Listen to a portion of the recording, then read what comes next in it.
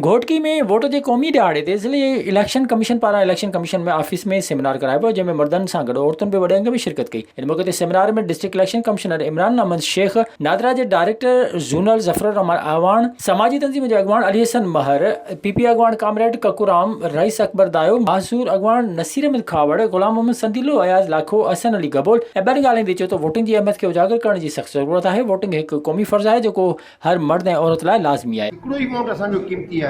जे असांजो हिकिड़े वोट ते ॾिसो था, बीडी जी इलेक्शन हुजे, लोकल गवर्नमेंट जी इलेक्शन हुजे, हिकिड़े वोट ते माण्हू जो तैसाल कोन थी वेंदो आहे। हिकिड़े वोट ते किरी पियो उहो कोशिशि कंदो आहे त यार मुंहिंजे पुट जो वोट न हुयो, मुंहिंजे भाइटे जो वोट न हुयो, मुंहिंजी भाइटी जो वोट न हुयो।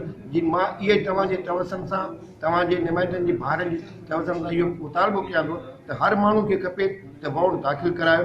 वोट जी अहमियत आहे ऐं वोट तव्हांजो क़ीमती आहे। हुननि चयो त पंहिंजो क़ौमी शिनाख्ती कार्ड नंबर लिखी 8300 ते SMS मोकिलण सां वधीक तफ़सील हासिल करे सघजनि था। विज़िट कयो अवामी आवाज़ मीडिया ग्रुप जी वेबसाइट awamiawaz.pk।